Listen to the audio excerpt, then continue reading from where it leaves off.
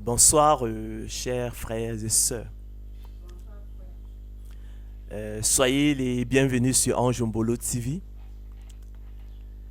Comme toujours, c'est un réel plaisir pour moi de venir à vous, afin qu'ensemble, nous nous rendions aux pieds du Seigneur de gloire Jésus-Christ pour partager le pain de vie, la parole de Dieu, la bonne nouvelle d'élection de la grâce, la bonne nouvelle de la prédestination des élus de Dieu au salut. Je me lasse point, chers frères et sœurs, de vous enseigner les mêmes choses. Et comme dirait l'apôtre Paul, pour vous cela est salutaire. Nous allons poursuivre notre série de conférences consacrée à l'élection de la grâce, à la prédestination des élus de Dieu au salut. Ce soir en particulier, nous verrons ensemble comment redonner leur place aux bonnes œuvres dans le cadre d'élection de la grâce et de la prédestination des élus de Dieu au salut. Et laquelle? Dans la conférence de ce soir, chers frères et sœurs, je l'ai donc intitulée « Le don de la foi, une semence de Dieu » ou comment redonner leur place aux bonnes œuvres dans le cadre d'élection de la grâce et de la prédestination des élus de Dieu au salut. Mais laquelle? Chers frères et sœurs, dans sa seconde épître, l'apôtre Pierre reconnaît l'intelligence et la sagesse que notre bien-aimé frère Paul avait du mystère d'élection de la grâce et la prédestination des élus de Dieu au salut, selon qu'il est écrit. Alors, je disais que dans sa seconde épître, chers frères et sœurs, l'apôtre Pierre reconnaît l'intelligence et la sagesse que notre bien-aimé frère Paul avait du mystère d'élection de la grâce et de la prédestination des élus de Dieu au salut, sur lequel il écrivait dans toutes les lettres, où il parle de ces choses dans lesquelles, dit-il, il y a des points difficiles à comprendre, dont les personnes ignorantes et mal affermies tordent le sens comme celui des autres écritures pour leur propre ruine, allant, chers frères et sœurs, au-delà de ce qui est écrit. Un de ces points difficiles, chers frères et sœurs, est celui de la place des bonnes œuvres dans le salut des élus de Dieu, selon qu'il est écrit. De même aussi, dans le temps présent, écrit l'apôtre Paul aux Romains, il y a un reste selon l'élection de la grâce. Nous sommes là dans Romains 11, 5 à 6. Or, poursuit-il, si c'est par grâce, ce n'est plus par les œuvres. Autrement, la grâce n'est plus une grâce. Et si c'est par les œuvres, ce n'est plus une grâce. Autrement, l'œuvre n'est plus une œuvre. Car nous pensons, dit-il, que l'homme est justifié par la foi, sans les œuvres de la loi. Car nous pensons que l'homme est justifié par le moyen du don de la foi, sans les œuvres de la loi. Ainsi donc, conclut-il, ce n'est point par les œuvres, dans Éphésiens 2, 9. Chers frères et sœurs, allant au-delà de ce qui est écrit et tordant le sens des Écritures, quelques-uns qui calomnient l'apôtre Paul prétendent qu'à travers l'élection de la grâce et la prédestination des élus de Dieu au salut, l'apôtre Paul dénie leur place dans le salut aux bonnes œuvres, selon qu'il est écrit. Quoi donc? Pécherions-nous parce que nous sommes non sous la loi, mais sous la grâce? Romains 6, 15. Que dirons-nous donc? Demeurerions-nous dans le péché afin que la grâce abonde? Romains 6, 1 à 2. Mais tandis que nous cherchions à être justifiés par Christ, si nous étions aussi nous-mêmes trouvés pécheurs, Christ serait-il un ministre du péché? Galates 2, 17. Et pourquoi ne ferions-nous pas le mal afin qu'il en arrive du bien? comme quelques-uns qui le calomnient prétendent que nous le disons. S'interrogeait déjà l'apôtre Paul dans Romains 3,8 dans une question de rhétorique. Anéantissons-nous donc la loi par la foi? Chers frères et sœurs, nous nous proposons donc ce soir de réfuter ces erreurs irrécevables et de clarifier la pensée de l'apôtre Paul pour redonner leur place aux bonnes œuvres dans le cadre de l'élection de la grâce et de la prédestination des yeux de Dieu au salut selon qu'il est écrit, rechercher la sanctification sans laquelle personne ne verra le Seigneur. Car la grâce de Dieu, l'élection de la grâce, les très saintes doctrines bibliques, l'élection de la grâce et la prédestination des yeux de Dieu au salut nous enseignent, écrit l'apôtre Paul à Tite, à renoncer à l'impiété et aux convoitises mondaines et à vivre dans le siècle présent selon la sagesse, la justice et la piété. En attendant, chers frères et sœurs, la bienheureuse espérance et la manifestation de la gloire du grand Dieu et de notre Sauveur Jésus-Christ, qui s'est donné lui-même pour nous, afin de nous racheter de toute iniquité et de se faire un peuple qui lui appartienne, purifié par lui et zélé, chers frères et sœurs, pour les bonnes œuvres. C'est ce dont il est question. Dis ces choses, écrit l'apôtre Paul à Tite, exhorte et reprend, avec une pleine autorité, que personne ne te méprise. Chers frères et sœurs, pour ce faire, pour y parvenir, nous vous instruirons, peuple de Dieu,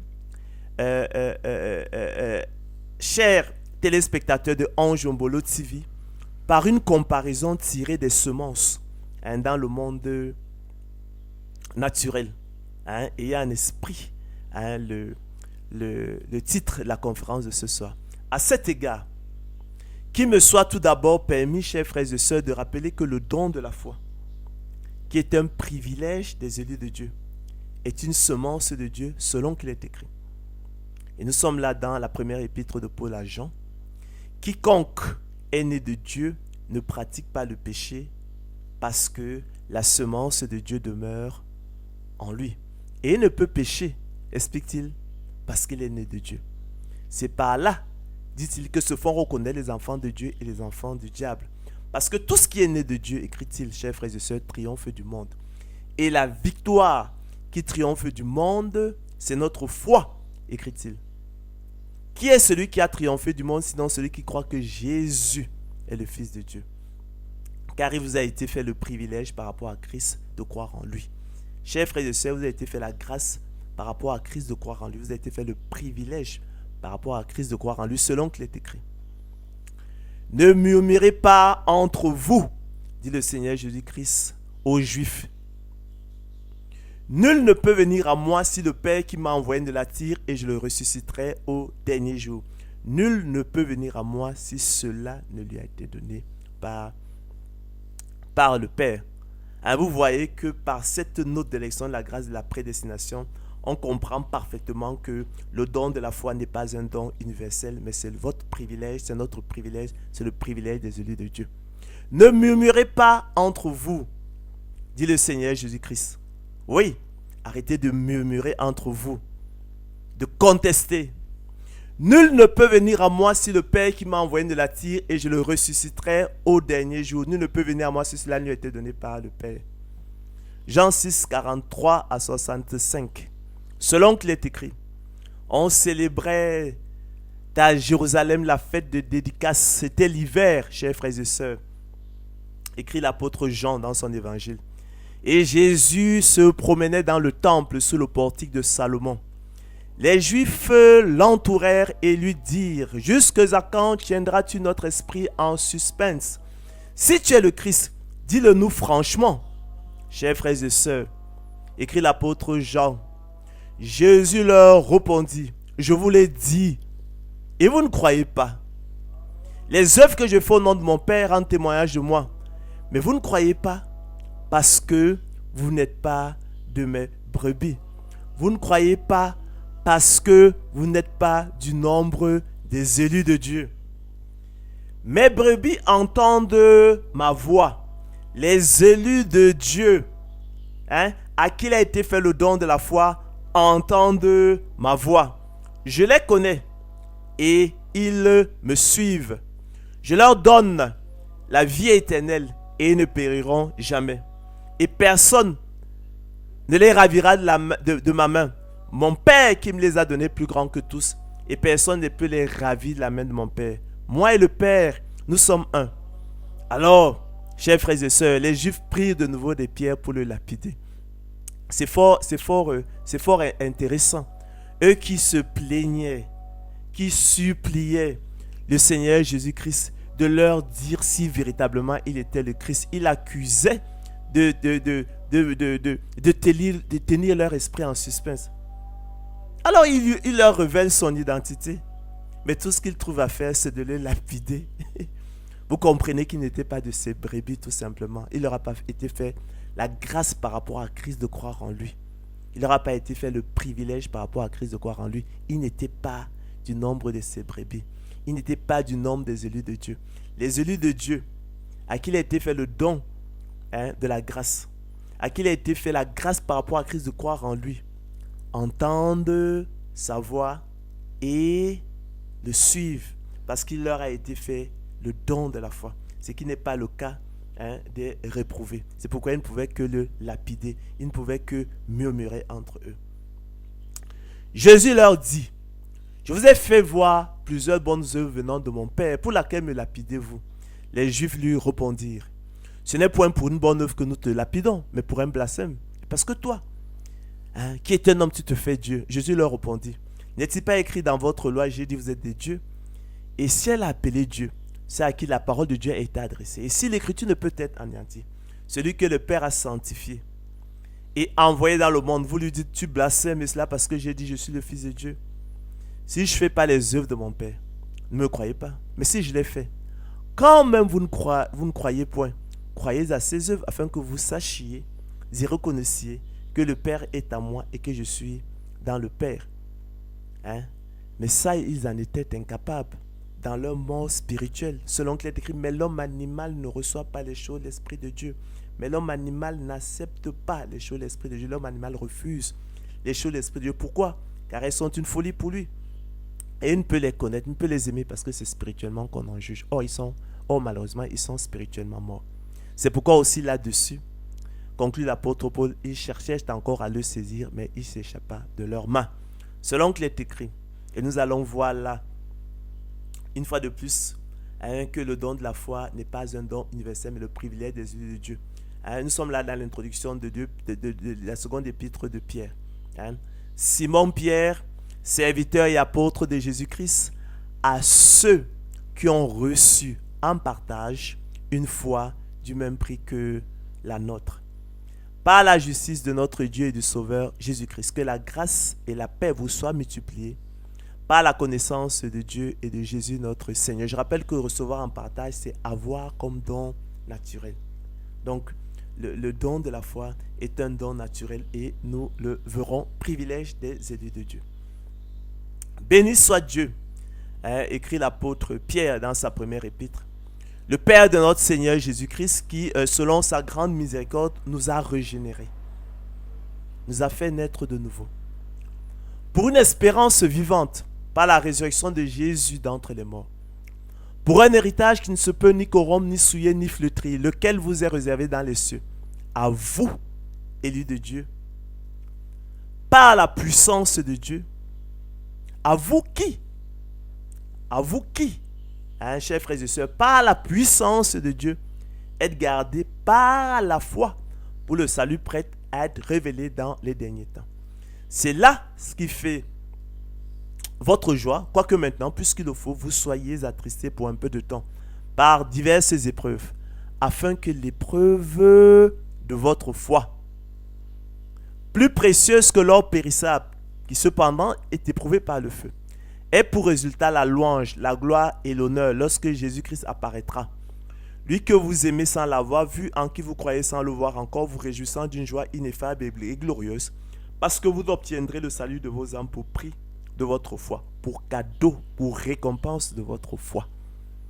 Puisque vous avez été régénérés, chers frères et sœurs, non par une semence corruptible, mais par une semence incorruptible, par la parole vivante et permanente de Dieu. Car toute chair est comme l'herbe, et toute sa gloire comme la fleur de l'herbe. L'herbe sèche, chers frères et sœurs, explique l'apôtre Pierre, et la fleur tombe. Mais la parole de Dieu demeure éternellement. Et cette parole, c'est celle qui vous a été annoncée par l'Évangile. Car, explique l'apôtre Paul en Éphésiens 2:8, car c'est par grâce que vous êtes sauvés, par le moyen de la foi, et cela ne vient pas de vous, c'est le don de Dieu. Je pense que c'est clair. C'est par grâce que vous êtes sauvés, par le moyen du don de la foi. Et cela ne vient pas de vous, c'est le don de Dieu. D'accord? Donc le don de la foi est un don de Dieu, c'est une semence de Dieu. D'accord? Elle procède du don du Saint-Esprit. C'est un don opéré par le Saint-Esprit. Le don de la foi appartient au don du Saint-Esprit. Le Saint-Esprit, après la nouvelle naissance, lorsqu'il vient habiter dans le croyant, il fait lui-même un certain nombre de dons, dont le don de la foi. On dirait que donc le don de la foi est un don du Saint-Esprit. Le Saint-Esprit qui est une semence de Dieu, tout comme la parole de Dieu. Vous savez que le Saint-Esprit avait la parole de Dieu, les co-agents de la régénération. Donc ce sont les semences de Dieu. D'accord? Ok. Donc, nous allons encore voir à l'aide de Zacharie 12, 1 à 10.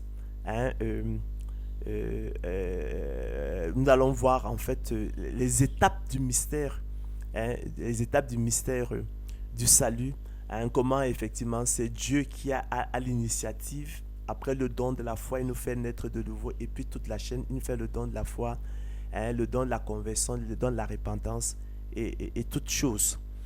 Donc, oracle, parole d'Éternel sur Israël, en ce jour-là et jamais avant. Je répandrai sur la maison de David et sur les habitants de Jérusalem un esprit de grâce et de supplication. Et ils tourneront les regards vers moi, celui qu'ils ont percé. Ils pleureront sur lui comme on pleure sur un fils unique. Ils pleureront amèrement sur lui comme on pleure sur un premier-né. Donc avant ce temps marqué, Israël restera dans la mort spirituelle. Ils seront privés du don de l'esprit, du don de la foi. Et c'est pourquoi ils tourneront le dos au Seigneur Jésus-Christ. C'est pourquoi jusqu'à aujourd'hui, ils restent ennemis de l'évangile. Ils tournent le dos au Seigneur Jésus-Christ. D'accord? Ce n'est pas un don universel. Ne vous y trompez pas, chers frères et sœurs, écrit l'apôtre Jacques. Toute grâce excellente et tout don parfait descendent d'en haut, du Père des Lumières, chez lequel il n'y a ni changement ni ombre de variation. Il nous a régénérés, c'est-à-dire il nous a fait naître de nouveau, selon sa volonté, le bon plaisir de sa volonté, par la parole de vérité, afin que nous soyons en quelque sorte les prémices de ses créatures. En Christ, vous aussi, explique l'apôtre Paul dans son épître aux Éphésiens. Je rappelle que si quelqu'un est en Christ, il est une nouvelle créature. Les choses anciennes sont passées, voici toutes choses sont devenues nouvelles. Donc lorsqu'on dit en Christ, ça nous renvoie à notre union avec Christ. Ça nous parle de la nouvelle naissance qui suppose donc le don de l'Esprit. D'accord? C'est le Saint-Esprit venant habiter dans le croyant qui le régénère. Le Saint-Esprit est le principal agent de la régénération. Dieu nous fait le don du Saint-Esprit et il nous régénère. Il nous régénère par son Esprit qui vient élire domicile en nous. Et on est donc par le Saint-Esprit. Donc, en Christ, vous aussi, après avoir entendu la parole de la vérité, l'évangile de votre salut, vous avez cru en lui et vous avez été scellés du Saint-Esprit qui avait été promis, lequel est un gage de notre héritage pour la rédemption de ce que Dieu s'est acquis à la louange de sa gloire. C'est pourquoi moi aussi, écrit l'apôtre Paul aux Éphésiens, ayant entendu parler de votre foi au Seigneur Jésus-Christ et votre charité pour les saints, je ne cesse de rendre grâce pour vous, faisant mention de vous dans mes prières, afin que le Dieu de notre Seigneur Jésus-Christ, le Père de gloire, vous donne un esprit de sagesse et de révélation dans sa connaissance, et qu'il illumine les yeux de votre cœur pour que vous sachiez quelle est l'espérance qui s'attache à son appel et quelle est la richesse de la gloire de son héritage qu'il réserve aux saints et quelle est envers nous qui croyons, chers frères et sœurs, l'infinie grandeur de sa puissance se manifestant avec efficacité par la vertu de sa force. Chers frères et sœurs, ce premier appel fait, en l'occurrence, que le don de la foi, qui est un privilège des yeux de Dieu, est une semence de Dieu. Permettez-moi également, eu égard à la difficulté du sujet, et pour me permettre donc de l'exposer de manière populaire et mécanique, à la manière du Maître et Seigneur de gloire, Jésus-Christ, de recourir à l'analogie secrète entre la semence dans le monde naturel et la semence dans le monde spirituel, pour révéler, par analogie, chers frères et sœurs, que les semences de Dieu dans le monde spirituel obéissent aux mêmes lois et principes que les semences dans le monde naturel, selon qu'il est écrit. Il faut que le laboureur travaille avant de recueillir les fruits. Logique, 2 Timothée 2,6. Il faut que le laboureur travaille d'abord avant de recueillir les fruits. Il faut que le laboureur travaille premièrement avant de recueillir les fruits. Ça, c'est pour reprendre la version d'Abi de la Bible.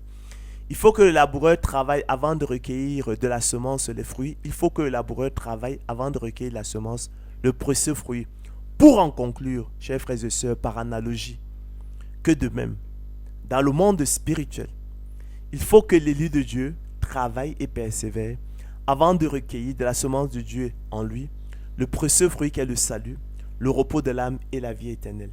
De même aussi et par analogie, chers frères et sœurs, dans le monde spirituel, comprenez-le, il faut que l'élu de Dieu travaille et persévère avant de recueillir du don de la foi, qui est la semence de Dieu en lui, le précieux fruit qui est le salut, le repos de l'âme et la vie éternelle, selon qu'il est écrit.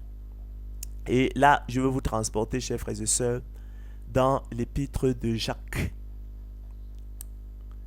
Mes frères, que sert-il à quelqu'un de dire qu'il a la foi s'il n'a pas les œuvres? La foi peut-elle le sauver? Le don de la foi peut-il le sauver? La semence de Dieu peut-elle le sauver? Il en est ainsi de la foi, chers frères et sœurs, du don de la foi, de la semence de Dieu en nous. Si elle n'a pas les œuvres, chers frères et sœurs, elle est morte en elle-même. Elle est inutile. Veux-tu savoir, ô homme vain, écrit l'apôtre Jacques, que la foi sans les œuvres est inutile, que le don de la foi sans les œuvres est inutile, que la semence de Dieu sans les œuvres est inutile. Abraham, notre père, ne fut-il pas justifié par les œuvres lorsqu'il offrit son fils Isaac sur l'autel? Tu vois que la foi d'Abraham agissait avec ses œuvres.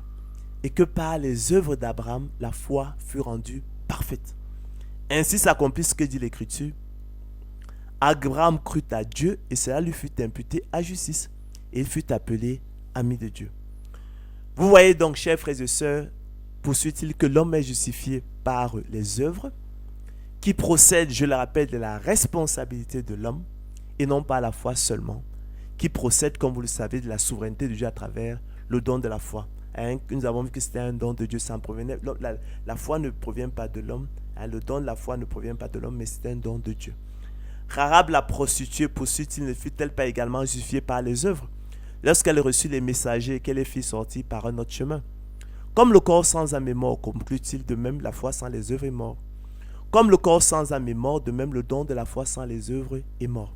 Comme le corps sans âme est mort, de même la semence de Dieu sans les œuvres est morte, infructueuse, inutile. Et l'athlète, un rappel fort à propos, l'apôtre Paul à Timothée, n'est pas couronné s'il n'a pas combattu suivant les règles. Donc en toute chose, il y a des règles qu'il faut respecter, il y a des principes. Donc la semence, dans le monde naturel, il faut la mettre en terre, il faut l'arroser, d'accord? Et préalablement, il faut préparer le sol, il faut labourer, il faut semer, il faut arroser, il faut en prendre soin, il faut ôter les mauvaises herbes, il faut éventuellement enrichir le sol, voyez-vous? Et c'est sous la conjonction de tous ces facteurs qu'effectivement la semence peut germer, croître, hein, et tout le reste. Si cela n'est pas fait, si ces règles-là ne sont pas respectées, on ne peut rien en attendre. Pire encore si on garde la semence dans le tiroir. D'accord? Ok, que cela soit donc clair.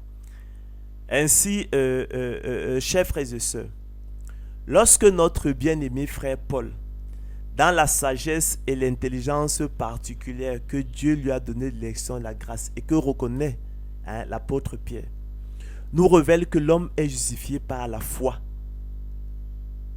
hein, sans les œuvres de la loi, loin de vouloir dénier leur place aux bonnes œuvres dans le salut, hein, pour changer la grâce de Dieu en dissolution, comme quelques-uns qui nous calomnient prétendent, hein, que nous le disons, hein, et écrit l'apôtre Paul. Il a simplement à cœur, chers frères et sœurs, de souligner que le don de la foi, qui est le privilège des élus de Dieu, le déclencheur exclu du salut et son moteur efficace, est un don gratuit de Dieu, dont la cause n'est pas à rechercher dans la propre justice de l'homme animal, spirituellement mort et dont on ne peut rien attendre, selon qu'il est écrit, l'avons dit précédemment, 1 Corinthiens 2,14, mais l'homme animal ne reçoit pas les choses de l'Esprit de Dieu, mais l'homme animal n'accepte pas les choses de l'Esprit de Dieu, mais l'homme animal refuse les choses de l'Esprit de Dieu, car elles sont une folie pour lui et il ne peut les connaître, il ne peut les aimer parce que c'est spirituellement qu'on en juge. Mais dans le propre dessein de Dieu selon qu'il est écrit, Dieu nous a sauvés, élus de Dieu, et nous a adressé une sainte vocation, non à cause de nos œuvres, non à cause de nos mérites, non à cause de notre propre justice, mais selon son propre dessein. Voyez-vous, et selon la grâce qui nous a été donnée en Jésus-Christ avant les temps éternels, et qui a été manifestée maintenant par l'apparition de notre Sauveur Jésus-Christ, qui a détruit la mort et mis en évidence la vie et l'immortalité par l'Évangile. Et Ésaïe pousse la hardiesse jusqu'à dire, je me suis laissé trouver par ceux qui ne me cherchaient pas. Je me suis manifesté à ceux qui ne me demandaient pas. J'ai exaucé ceux qui ne me demandaient rien. Mon sujet d'Israël, il dit, j'ai tendu mes mains tout le jour vers un peuple rebelle et contredisant. Voyez-vous, je me suis laissé trouver par ceux qui ne me cherchaient pas. Voyez-vous? Ainsi donc, cela ne dépend ni de celui qui veut, ni de celui qui court, mais de Dieu qui fait miséricorde. Je me suis manifesté à ceux qui ne me demandaient pas. J'ai exaucé ceux qui ne me demandaient rien. Mon sujet d'Israël, il dit, j'ai tendu mes mains tous les jours vers un peuple rebelle et contredisant. Dans notre mort spirituelle, hein, nous ne répondrions jamais favorablement à la paix du Seigneur Jésus-Christ, à moins qu'il veuille lui-même, dans sa magnanimité, longanimité, dans sa miséricorde, se révéler lui-même à nous. Dans cela donc, chers frères et sœurs, il ne sous-entend aucunement, mais alors aucunement, chers frères et sœurs, l'inutilité des bonnes œuvres dans le salut, selon qu'il est écrit. C'est pourquoi, frères, écrit l'apôtre Pierre dans sa seconde épître, appliquez-vous d'autant plus à affermir votre vocation et votre élection, car en faisant cela, vous ne broncherez jamais. C'est ainsi en effet que l'entrée dans le royaume éternel de notre Seigneur et Sauveur Jésus-Christ sera pleinement accordée. Ainsi, mes bien-aimés, comme vous avez toujours obéi, travaillez à votre salut avec crainte et tremblement. Quiconque a cette espérance en lui se purifie comme lui-même est pur. Quiconque pêche ne l'a pas vu et ne l'a pas connu. Cette parole, écrit l'apôtre Paul à Tite, est certaine, et je veux que tu affirmes ces choses, afin que ceux qui ont cru en Dieu s'appliquent, voyez-vous, chers frères et sœurs, à pratiquer de bonnes œuvres. Cela est clair. Autrement dit, chers frères et sœurs, soucieux que nous n'ignorions pas ce mystère, afin que nous nous regardions point comme sages, plus excellents. L'apôtre Paul nous indique simplement que les bonnes œuvres des élus de Dieu ne sont pas la cause du choix souverain de Dieu manifesté dans le don de la foi qui les précède, mais la conséquence selon qu'il est écrit. Dieu nous a élus avant la fondation du monde, Dieu nous a choisis avant la fondation du monde, Dieu nous a aimés avant la fondation du monde pour que nous soyons saints et irrépréhensibles devant lui. Et non pas parce que nous étions saints et irrépréhensibles devant lui, mais afin que nous soyons saints et irrépréhensibles devant lui, selon qu'il est écrit. Pierre, apôtre de Jésus-Christ, à ceux qui sont étrangers et dispersés dans le Pont, la Galatie, la Cappadoce, l'Asie, la Bithynie, et qui sont élus de Dieu le Père, par la sanctification de l'Esprit, afin qu'ils deviennent obéissants. D'accord? Non pas parce qu'ils sont obéissants, mais pour que ils deviennent obéissants et qu'ils participent à l'aspersion du sang de Jésus-Christ. Que la grâce et la paix vous soient multipliées. En d'autres termes, chers frères et sœurs, le choix souverain de Dieu dès avant la fondation du monde, manifesté dans le don de la foi, privilège des élus de Dieu, précède les bonnes œuvres des élus de Dieu qui n'y entraient point en ligne de compte. Autrement dit, les bonnes œuvres des élus de Dieu n'entrent nullement en ligne de compte dans le choix souverain de Dieu, manifesté dans le don de la foi qui les précède, selon qu'il est écrit, le dessein d'élection de Dieu subsiste sans dépendre des œuvres et par la seule volonté de celui qui appelle. Romains 9, 11. C'est pourquoi, chers frères et sœurs, rappelle l'apôtre Pierre, nous l'avons dit précédemment, appliquez-vous d'autant plus à affermir votre élection et votre prédestination, car en faisant cela, vous ne broncherez jamais. C'est ainsi en effet que l'entrée dans le royaume éternel de notre Seigneur et Sauveur Jésus-Christ vous sera pleinement accordée. En cela, en effet, chers frères et sœurs, ce n'est pas que j'ai déjà remporté le prix ou que j'ai déjà atteint la perfection ou achevé la course, écrit l'apôtre Paul aux Philippiens. Mais je fais une chose, dit-il, oubliant ce qui est en arrière et me portant vers ce qui est en avant, je cours vers le but pour remporter le prix de la vocation céleste de Dieu en Jésus-Christ. Ne savez-vous pas que ceux qui courent dans le stade courent tous, mais qu'un seul remporte le prix? Courez de manière à le remporter.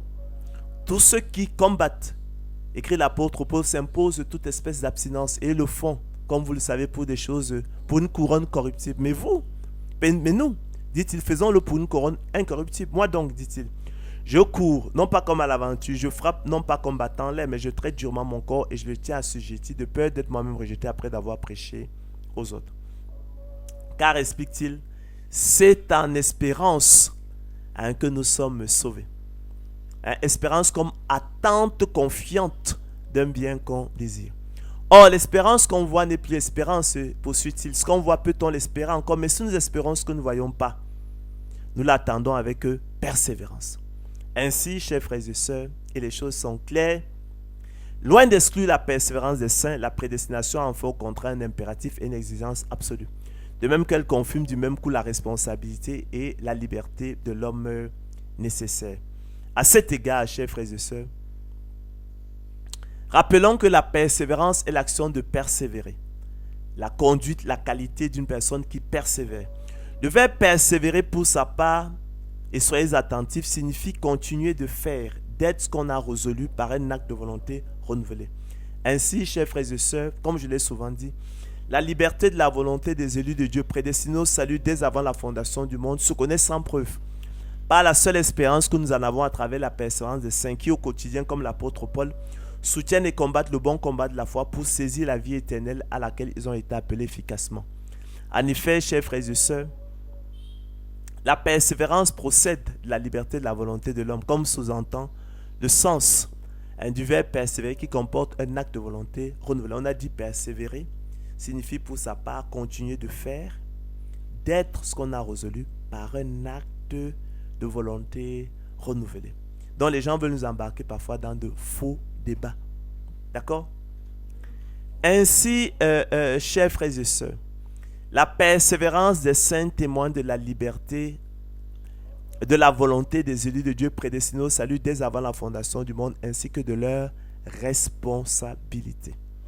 La persévérance des saints qui procède d'un acte de volonté renouvelé atteste de la liberté des élus de Dieu et de leur responsabilité. Donc il n'y a pas lieu de confondre les notions de prédestination et de fatalisme pour en conclure que maladroitement que l'élection de la grâce, la prédestination conduisait à l'anéantissement de la liberté et de la responsabilité de l'homme. C'est archi faux. Ainsi, élus de Dieu, nous sommes ouvriers avec Dieu.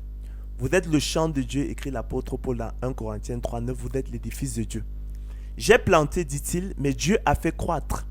En sorte que ce n'est pas celui qui plante qui est quelque chose, mais Dieu qui fait croître. Celui qui plante recevra sa récompense, sa propre récompense selon son propre travail, selon qu'il est écrit, il faut que le laboureur travaille avant de recueillir les fruits. Parce que vous obtiendrez, pour renchérir l'apôtre Pierre, le salut de vos âmes pour prix de votre persévérance. Ainsi, chers frères et sœurs, selon la sagesse et l'intelligence particulière que Dieu lui a donné de l'élection et de la grâce. Notre bien-aimé frère Paul nous révèle que nous, élus de Dieu, sommes le champ de Dieu et son édifice. Lui qui, selon le bon plaisir de sa volonté, nous a procuré sa semence, afin que nous la semions dans son champ et l'arrosions, en référence aux bonnes œuvres des élus de Dieu, qui sont la persévérance des saints, tandis qu'il se charge lui-même de la faire germer, croître et pousser, en référence à la nouvelle naissance, à la justification et à la sanctification, pour lesquelles l'homme est incompétent. Absolument. Ainsi comme la terre, chers frères et sœurs, la semence, aussi bien dans le monde naturel que dans le monde spirituel, est porteuse d'un plan défini d'avance voulu par Dieu. Tout se développe selon le conseil de la volonté du Dieu créateur, selon qu'il est écrit. Alors l'Éternel répandra la pluie sur la semence que tu auras préalablement mise en terre. Et le pain que produira la terre sera savoureux et nourrissant. Vous voyez un peu la symbiose, l'alchimie qui s'établit au contact de la semence avec la terre. Et lorsque la pluie s'en mêle, la terre, la semence germe, elle croît, elle pousse. Voyez-vous? Et ça, c'est un plan défini d'avance par Dieu. Et c'est cela qu'on appelle la prédestination. Pour quiconque dispose effectivement de cette semence, il y a un ensemble de règles, de lois, de principes qui doivent opérer. Comme la pluie et la neige descendent des cieux et n'y retournent pas sans avoir arrosé, fécondé la terre et faire germer les plantes, sans avoir donné de la semence au semeur et du pain à celui qui mange. Autrement dit, chers frères et sœurs, comme la terre, la semence, aussi bien dans le monde naturel que dans le monde spirituel, renferme un programme exécuté à la lettre, selon le schéma directeur de Dieu, selon qu'il est écrit. Dieu dit que la terre produise de la verdure, de l'herbe portant de la semence, des arbres fruitiers donnant de fruits selon leur espèce, ayant en eux leur semence sur la terre. Et cela fut ainsi. La terre, chers frères et sœurs, produisit de la verdure, de l'herbe portant de la semence selon son espèce, et des arbres donnant du fruit ayant en eux leur semence selon leur espèce. Dieu vit que cela était bon, nous rapporte l'auteur de la Genèse. Et Dieu dit, voici, je vous donne toute herbe portant de la semence et qui est à la surface de la terre, et tout arbre ayant en lui du fruit d'arbre et portant de la semence, et ce sera votre nourriture. Lorsque l'Éternel Dieu fit une terre et des cieux, aucun arbuste des champs n'était encore sur la terre, aucune herbe des champs ne jamais encore, car l'Éternel Dieu n'avait pas fait pleuvoir sur la terre et il n'y avait point d'homme pour cultiver le sol. Mais une vapeur s'éleva de la terre et arrosa toute la surface du sol. Chers frères et sœurs, la semence renferme aussi un but qui sera finalement reconnu à la gloire de Dieu. Elle renferme également une puissance qui se manifeste dans des conditions adverses d'un monde hostile.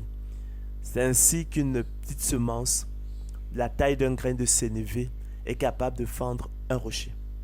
La semence renferme enfin un produit, chers frères et sœurs, du fruit selon leur espèce, résultat d'un processus laborieux et pénible, selon qu'il est écrit.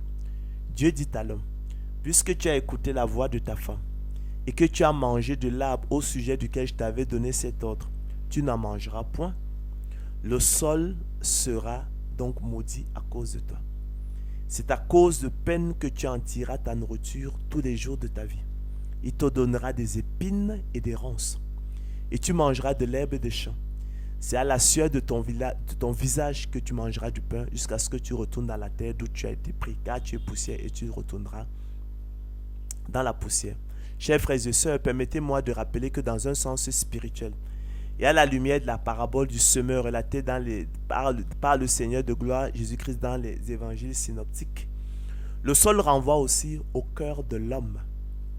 Aussi, la malédiction prononcée sur le sol renvoie aussi au cœur de pierre de l'homme animal, spirituellement mort, étranger à la vie de Dieu, ennemi de Dieu et réfractaire aux choses de l'Esprit de Dieu depuis la chute. Selon qu'il est écrit, nous l'avons vu, Hein? L'homme animal ne reçoit pas les choses de l'Esprit de Dieu, car elles sont une folie pour lui et ne peut les connaître, parce que c'est spirituellement qu'on en juge. Chers frères et sœurs, si le grain meurt, le grain se reproduit. Selon qu'il est écrit en vérité, je vous le dis, si le grain de blé qui est tombé en terre ne meurt, il reste seul. Mais s'il meurt, il porte beaucoup de fruits. Ce que tu sèmes ne reprend point vie s'il ne meurt. Et ce que tu sèmes, ce n'est pas le corps qui naîtra. C'est un simple grain, de blé peut-être, ou de quelque autre semence. Puis Dieu lui donne un corps comme il lui plaît. Et à chaque semence, écrit l'apôtre Paul, aux Corinthiens, il donne un corps qui lui est propre. Pour autant, chers frères et sœurs, l'assurance sûre et solide dont est porteur ce long processus. On a dit, cette semence-là que l'on met en terre, au contact de la pluie, voyez-vous. Donc, pour autant donc, on est certain donc qu'au contact effectivement du sol, de la pluie, la semence effectivement va germer. Ça c'est assuré. Donc pour autant, chers frères et sœurs, l'assurance sûre et solide dont est porteur ce long processus, ce plan divin défini d'avance, ce programme divin inscrit dans la semence et la terre, et à laquelle est attachée une grande rémunération, aucunement, mais alors aucunement, chers frères et sœurs, ne dispense le laboureur de travailler selon qu'il est écrit, il faut que le laboureur travaille avant de recueillir les fruits. 2 Timothée 2, 6. Il faut que le laboureur travaille d'abord avant de recueillir les fruits. Il faut que le laboureur travaille premièrement avant de recueillir les fruits. Nous pouvons tous le constater. Il faut que le laboureur travaille avant de recueillir de la semence les fruits. Il faut que le laboureur travaille avant de recueillir de la semence le précieux fruit. Car nous sommes, chers frères et sœurs, n'oublions jamais, ouvriers avec Dieu. Vous êtes le champ de Dieu, l'édifice de Dieu.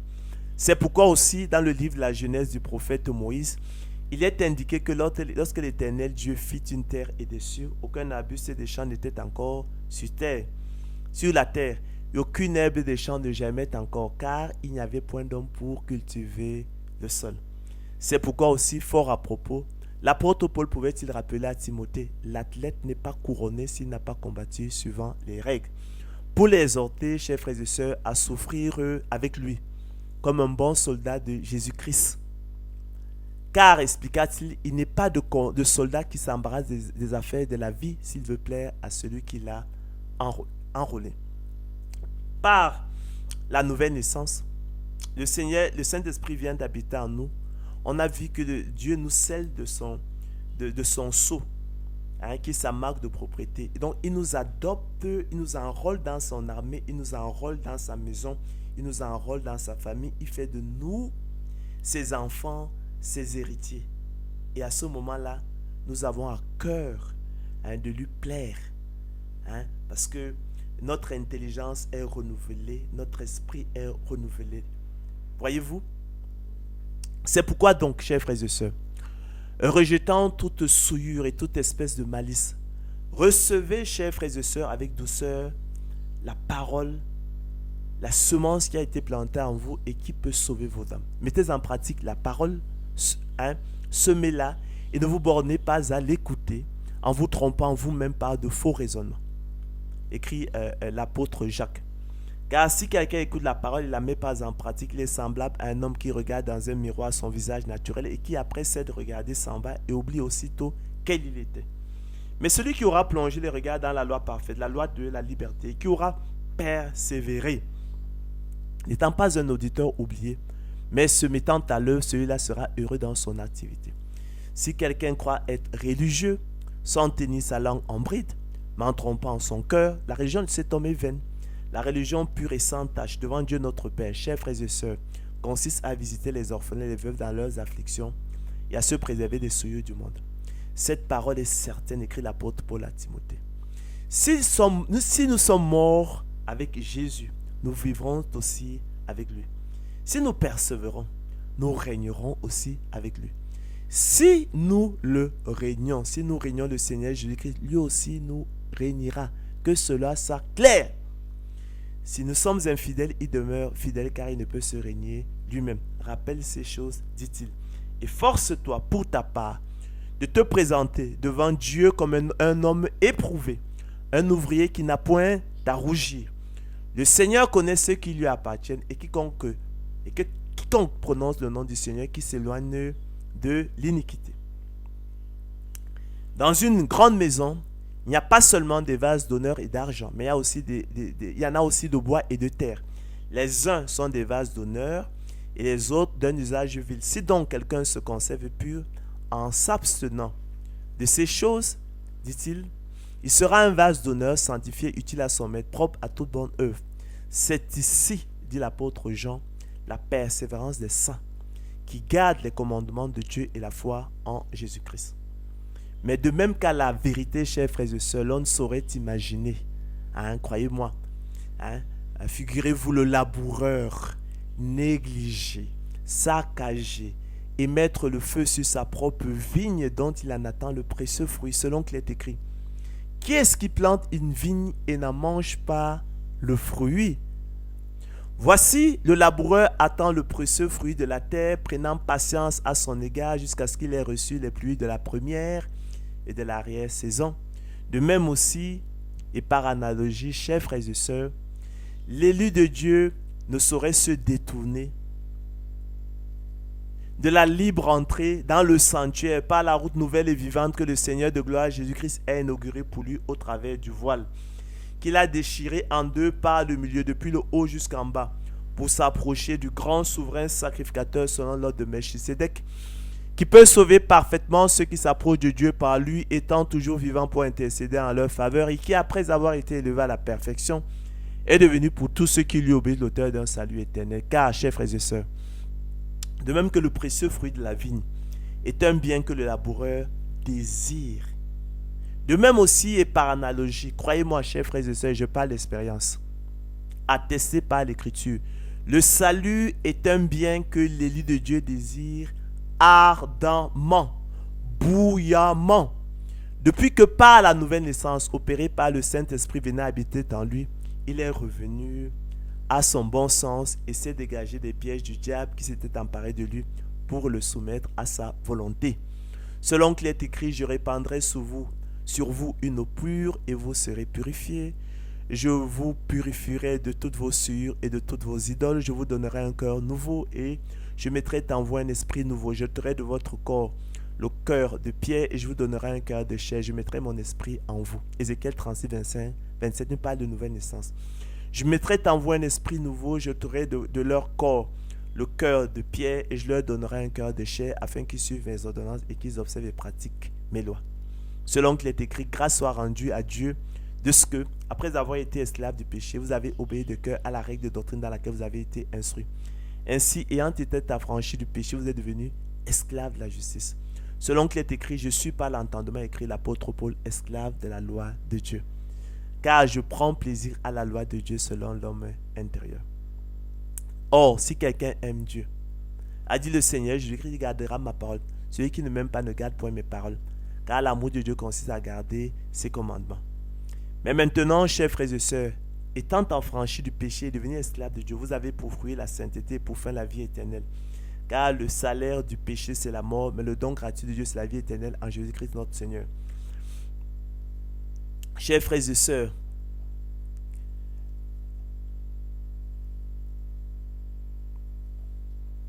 ne livrez pas vos membres au péché comme des instruments d'iniquité. Vous n'êtes pas redevables à la chair pour obéir à ses convoitises. Regardez vous-même comme mort au péché et comme vivant dans Jésus-Christ. D'accord? Alors vous vous souviendrez de votre conduite qui était mauvaise après la nouvelle naissance et de vos actions qui n'étaient pas bonnes. Vous vous prendrez vous-même en dégoût à cause de vos iniquités et de vos abominations. Je vous renvoie au psaume 51 qui est le psaume de repentance par excellence. Ainsi donc, élus de Dieu, quoique nous parlions ainsi, bien-aimés, nous attendons, pour ce qui vous concerne, écrit l'auteur de l'Épître aux Hébreux, des choses meilleures et favorables au salut. Car nous, élus de Dieu, nous ne sommes pas de ceux qui se retirent pour se perdre, mais de ceux qui ont la foi pour sauver leurs âmes. Car il vous a été fait la grâce par rapport à Christ de croire en lui. Mais vous avez besoin de persévérance, d'accord, afin qu'après avoir accompli la volonté de Dieu, vous obteniez ce qui vous est promis. N'abandonnez donc pas votre assurance à laquelle est attachée une grande rémunération. Encore un peu de temps, celui qui doit venir viendra, il ne tardera pas. Nous avons fait une conférence récente sur la parousie. Dieu n'est pas injuste pour oublier votre travail et l'amour que vous avez montré pour son nom. Ayant rendu et rendant encore des services aux saints, nous désirons simplement par ces exhortations que chacun de vous montre le même zèle pour conserver jusqu'à la fin une pleine espérance. L'apôtre Paul a dit que c'est en espérance que nous sommes sauvés. Il n'a pas encore achevé la course. Affermissez votre élection divine, en sorte que vous ne vous relâchiez point et que vous imitiez ceux qui par la foi et la persévérance héritent des promesses. C'est ce dont il est question. Lorsque Dieu fit la promesse à Abraham, ne pouvant jurer par un plus grand que lui, il jura par lui-même et dit certainement je te bénirai et je te donnerai et je multiplierai ta postérité. Et c'est ainsi, chers frères et sœurs, qu'Abraham, ayant persévéré, obtint l'effet de la promesse. Ainsi élu de Dieu. Oui, c'est à cause de nous, écrit l'apôtre Paul, qu'il a été écrit que celui qui laboure doit labourer avec espérance. Espérance, j'ai dit, attendre confiant d'un bien qu'on désire. Bien compris, ce verset, croyez-moi, chers frères et sœurs, constitue le témoignage biblique culminant de l'analogie secrète entre la semence dans le monde spirituel et la semence dans le monde naturel. Et quiconque a cette espérance en Dieu, en lui se purifie comme lui-même est pur. Quiconque pêche ne l'a pas vu et ne l'a pas connu. On ne peut pas appartenir au Seigneur Jésus-Christ. On ne peut pas être enfant de Dieu et vivre dans le péché. Permettez-moi une légère digression, chers frères et sœurs, pour bien clarifier le débat sur les mérites dans le cadre de l'élection de la grâce et de la prédestination des élus de Dieu au salut, pour rappeler que l'élection de la grâce nie à l'homme tout mérite dans le salut. Tous les mérites reviennent au Seigneur de gloire, Jésus-Christ. On a fait toute une conférence dessus. Où donc est le Seigneur de se glorifier? Il est exclu. D'accord? Par quelle loi? Par la loi des œuvres? Non, par la loi du don de la foi. Car nous pensons que l'homme est justifié par la foi sans les œuvres de la loi. D'accord? Qui est-ce qui te distingue? Qu'as-tu que tu n'aies reçu? Si tu l'as reçu, pourquoi te glorifies-tu comme si tu ne l'avais pas reçu? Quoi donc sommes-nous plus excellents? Nullement. Nous avons déjà prouvé en début de conférence que à vous, élus de Dieu, vous avez été fait la grâce par rapport à Christ de croire en lui. Cette grâce-là n'a pas été faite au monde. Donc tout mérite que l'homme voudrait s'attribuer dans le salut ne serait qu'imaginaire et usurpatoire. D'accord? Voilà. Soulignons que cette négation de toute idée de mérite de l'homme dans le salut est à la base, en fait, la confusion avec l'idée de fatalisme dans le code de ne rien faire. Si l'avenir est fatal, si ce qui doit arriver arrivera nécessairement, à quoi bon se dépenser en efforts inutiles? Ne rien faire est la conclusion pratique et le code du fatalisme qui porte sur des événements funestes irrévocablement fixés à l'avance et est donc marqué par l'impuissance des volontés humaines et la négation de la responsabilité, la liberté de l'homme. Il se trouve qu'en sacrifiant sur l'autel de la grâce divine toute idée de mérite de l'homme dans le salut, en excluant catégoriquement, ne laissant aucun mérite à l'homme dans le salut, la prédestination des élus au salut semble dérouter et troubler le sens commun qui croit y discerner le code et la conclusion pratique du fatalisme, à savoir ne rien faire donc, en confondant les notions voisines mais pourtant distinctes d'effort et de mérite. Qu'est-ce que nous entendons par effort? C'est le travail, c'est la peine, c'est la persévérance. Les mérites, c'est toute autre chose. D'accord? C'est la propre justice. Il y a une subtilité là. C'est la supériorité propre, l'excellence propre, c'est la qualité propre. C'est ce qui rend de façon générale une personne digne d'estime, de récompense quand on considère la valeur de sa conduite et les difficultés surmontées. Or, rigoureusement, l'exclusion et la négation de toute idée de mérite de l'homme dans le salut, aucunement, mais alors aucunement, ne sous-entend nécessairement l'inutilité de ses efforts selon qu'il est écrit. Dieu nous a sauvés, nous l'avons dit précédemment, élus de Dieu, et nous a adressé une sainte vocation, non à cause de nos œuvres, non à cause de nos mérites, mais selon son propre dessein et selon la grâce qui nous a été donnée en Jésus-Christ avant les temps éternels. Car nous aussi, nous étions autrefois insensés, vous le savez, désobéissants et égarés, écrit l'apôtre Paul à Tite, a servi à toute espèce de convoitise et de volupté, vivant dans la méchanceté et dans l'envie, dignes d'être haïs, nous haïssant les uns les autres. Mais lorsque la bonté de Dieu, notre Sauveur, et son amour pour les hommes ont été manifestés, il nous a sauvés. Non à cause des œuvres de justice que nous aurions faites, non à cause de nos mérites, mais selon sa miséricorde.